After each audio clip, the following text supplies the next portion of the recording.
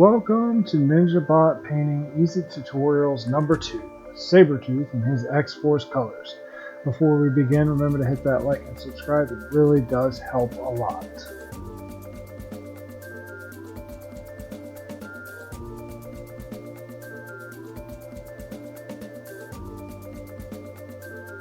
So first up, we're going to get our German gray down on the parts that we want to be a darker black. I'm going to use this opportunity to let you know that it's important to me that these tutorials be accessible to painters at any level. I want you to be able to follow along and get awesome results. With that in mind, I tend to lean on techniques and practices that can be taught and do not require much actual talent. They're all things that with a little bit of practice, anybody of any skill level can do. Now for this first set of colors, it's actually pretty simple. We're just going to block out the black, and if we go over our lines, that's fine. We're going to fill all those other colors in as we go. If you end up needing a second coat of this to get a nice even color, then that's also something that we will frequently have to do.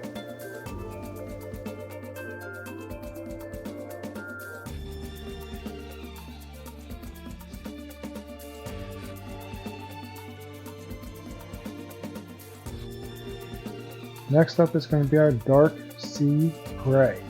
Now, this color makes up a huge amount of what I use for my X-Force painting and for my X-Force miniatures. We're going to use this to pretty much cover everything that we didn't cover in black except for Sabretooth's face, his mane, and his eyes.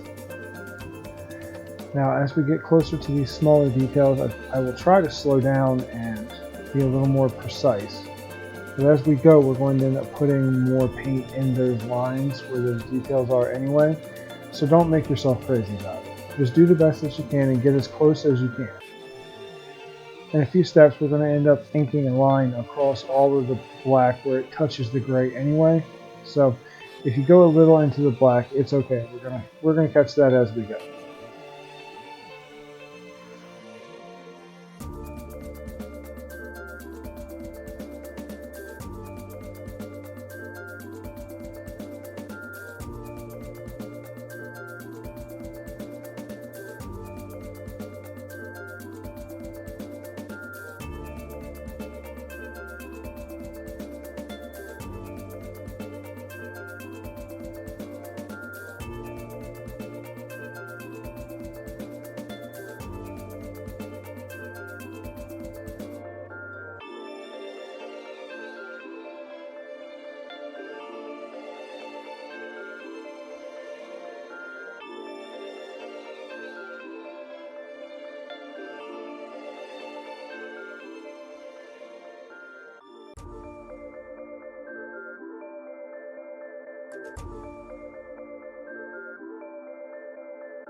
For this next part, I'm going to need you to take your dark sea gray and your cold white and get them into about a 50-50 mixture.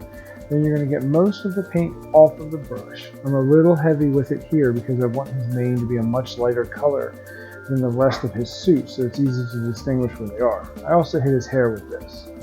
So in a normal dry brush, you would only want a little bit of paint. I'm going a little heavier than that here because I want to color it almost as much as I want to highlight it. With that mostly done, we're going to try dry brush in a more traditional technique with much less paint on our brush. As you can see, it's already starting to make those small bits of his muscle in the suit really pop. Now, unfortunately, this is much too bright for what we're going to be looking for our end result. The contrast between the gray and the light gray here is much too high without the middle ground color. So we're going to use a shade later to bring the highlight down to a more reasonable level. I'm also going to hit some of the black on the German gray with this as I go. That's fine, that'll just make for sharper highlights as we go forward. I'm not trying to, but I will hit a few of them just by accident over the course of doing this. And that's what you want, just, it's a couple of natural places that'll have a higher light. Now we get to the workhorse of this miniature painting session is the Nuln Oil by Citadel. As you can see, as soon as you put it on, it runs right into those muscles and crevices and immediately makes a great deal of definition. This is going to be key to making sure that everything we do moving forward is worth doing. Now, as with every step, make sure that everything is dry completely before you move on to the next step. The Nuln Oil is going to go over all of the black and all of the gray, but it is not going to go over the mane. Because again, I want the mane to really pop as a much brighter color. I'm going to go out of my way not to darken it up as we go. You will notice that the paint will pool a little bit in some of the crevices and on his feet. Do your best to just kind of move that around as it starts to dry. If you do end up with a spot that's a little darker than you would like, that's fine. We're going to fix it with a dry brush later. But just try your best not to let it pool any more than you have to, so you have less things to fix as we move forward. On that, if I could give you a piece of advice for any painter really, and I think that most painters that have been in this hobby for a long time would agree, this entire project is going to be a matter of doing it and then tidying it up and then doing it and then tidying it up and then tidying it up again. We're just going to keep tidying it up until we get it where we want it. Now with that wash completely dry, you can see his entire suit has a different tone to it now. So I'm going to take this Carbin Black ink and my very thin brush here. And I'm going to do my very best to put a little bit of ink where his clothes meet. So my goal here is to put this very dark black up against my light soft black from the German gray, where it meets the very light deep dark sea gray. And what this is going to do is it's going to create a contrast point where there's a darker line in between the colors. When your eye sees this, your eye is instinctively going to notice it, and when you're perceiving it, it's going to pop more. Human eyes are kind of weird like that, but it absolutely works. And since we used a nice soft black here, I have this deep dark intense ink black I can go to and get this almost unnaturally black line here to create a shadow where there really isn't one. Now this is one of my favorite techniques, especially when I'm using darker colors like this. Now we're going to go back to the dark sea gray, and this time we're going to do a more traditional highlight, or dry brushing, excuse me. So this time we're going to have a lot less paint on our brush. I'm just going to kind of go over the higher areas and make sure that we don't have it too dark. And again, we'll catch a little bit of that German gray this time too, and again, that's absolutely fine. Now, one of the things that I think intimidates people about using something like that black ink is just how dark it makes the areas around it, because you're not going to get it in that line perfect, and you don't have to, and here's why. Because if you use the dry brush, and you can kind of see it on his rear there as I was doing it, it'll actually cover up the ink. The ink covers up really well to this kind of dry brushing. So if you dry brush over where you've inked and it's gone outside of the line, you will end up with a nice, crisp, sharp line, and you won't have to drive yourself mad trying to do it. I also took this opportunity to highlight the center bulk muscles in his chest, his thigh, and his back, just so that the little bits of cloth in the model are a little easier to see. This is also a good time to hit his claws that have that darker black with just one of these dry brushes.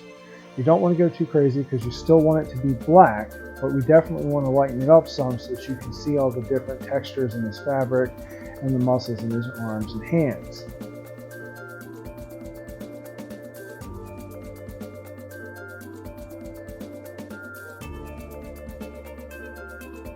So now we're going to get into the part of this particular set that's probably going to be the most difficult as far as being able to show you and then have you be able to replicate.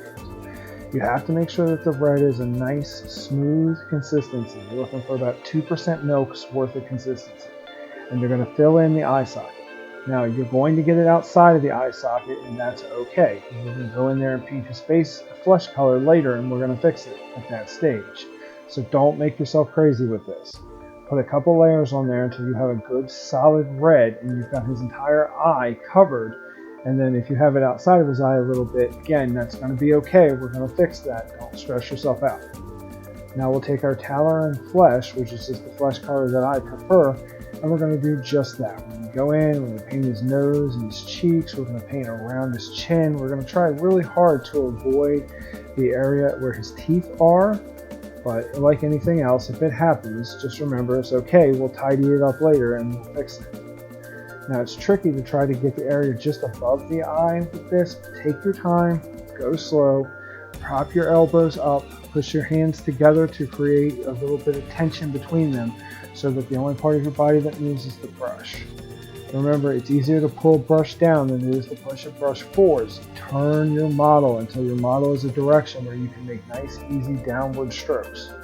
Don't worry about handling it too much, and if something happens, we can fix it.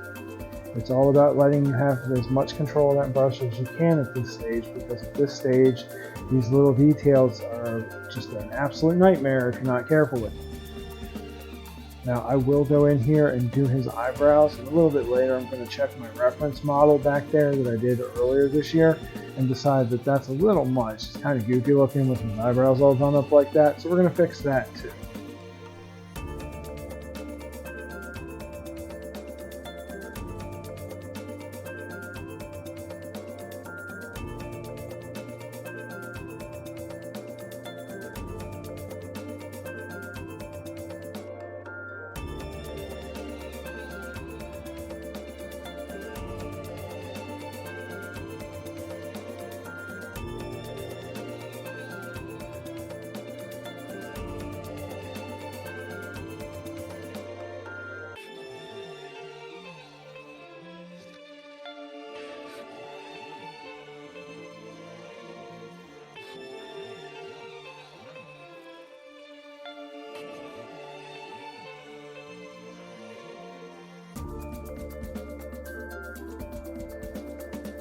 And like everything we've done today and we will do today, it's a matter of doing it, tidying it up, doing it, tidying it up.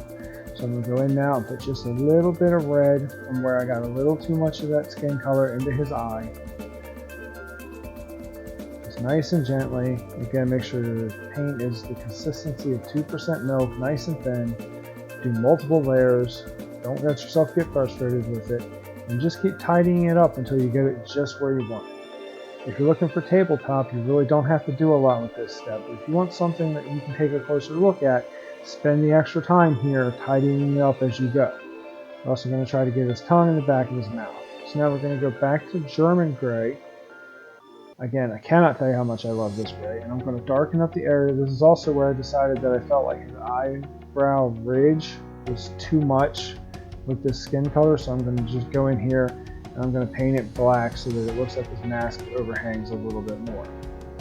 This is also a perfect opportunity to touch up anywhere where the black that you have is just a little too light. I'm going to use this as an opportunity to frame his face a little bit, and to make sure I don't have too much paint on my brush, I'll go ahead and use the excess on the side of his mask. It just gives me a good opportunity to kind of frame his face and have it be a little darker than the mask behind it, just so it pops a little bit more. Again, go slow. If you have any extra paint, feel free to paint in around his muscles. Apparently I left my thumb in the way, so it's hard to see, but what I'm doing is painting the area around his pectoral muscles with that color. So now we're going to get just a little bit of cold white, and you go in here, and you get these teeth done, and you get this done. Now this is one of those things that there's really not a lot of good ways to do this, and as you can see, you're going to have some trouble with it. It's just the nature of the beast. Don't get frustrated, go slow, use a little bit of paint at a time, take your time with this. This is one of those things I cannot express to you how important it is. Make sure your model is oriented in a way that's comfortable, and just kind of go in slow. And then what you can do, what I'm doing here is that extra white that I got in his mouth, I'm taking a clean brush and a little bit of water and just brushing that paint out. And then we'll go back to the skin color and I'll fix the white that dried quicker than I can get it off. We'll go back around and make sure that his lip still has a fleshy color and isn't that weird white color his teeth are. Go in and touch up around his mask, make sure the mask shape is right. Go in and put the skin tone back underneath his nose so you can clearly see where his teeth start. And this is another good opportunity to fix anything you might not like about his eyes, just anything you're doing with his skin tone. This is a good time to do it. Don't drop the model. I don't recommend that. I know I did it, but you certainly don't have to.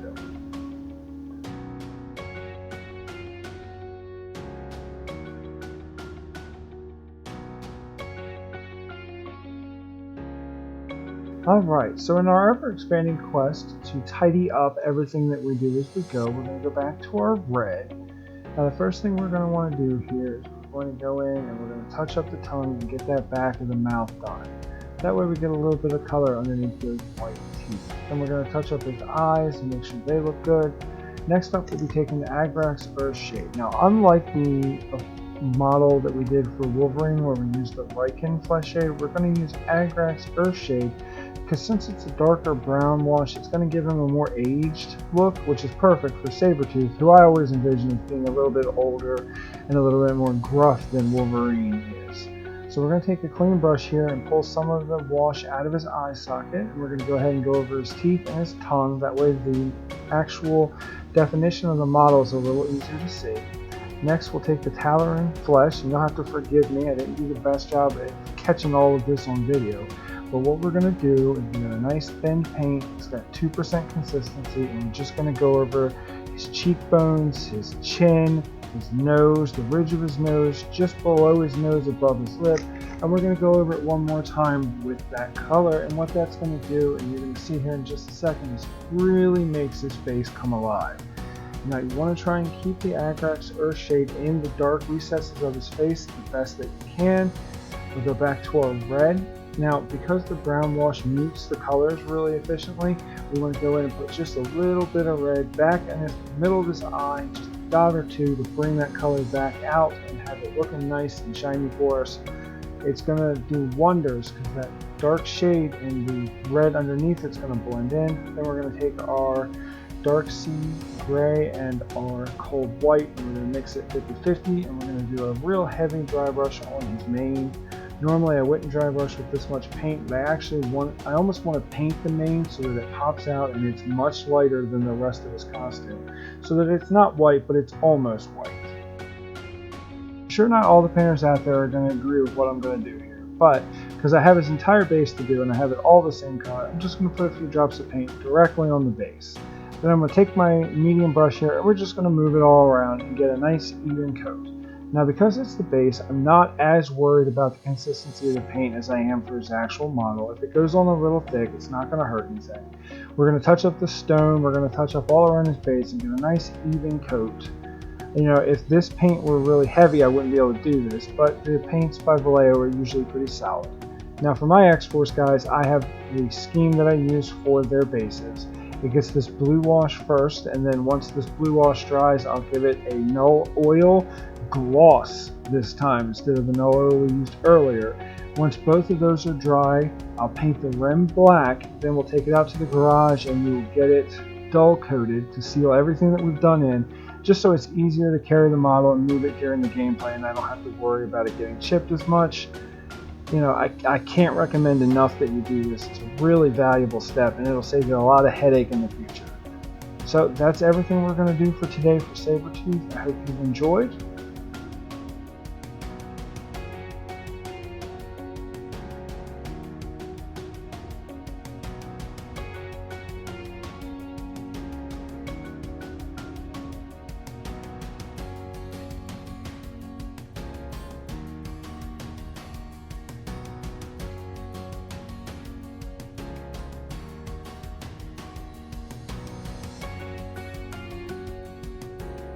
Here he is after his dull coat, looking all handsome and devilish in his own way.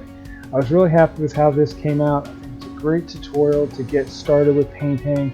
It's a not too difficult but very rewarding job to do, and I think you're really going to be happy with your results. If you've enjoyed this, I really hope that you comment and you like. You know, we're over on Facebook at Dorkness Inc. We're in the Marvel Crisis Protocol group. You know, I love to see other people's take on things and see what the community is doing with their painting. Feel free to hit me up if you have any questions or any tutorials you want to do. Next up will be Deadpool. He'll also be in the X-Force colors, and then probably the taco truck. After that, I'm not sure what direction we're going to go, so I'm up for suggestions. Thank you all and have a great day.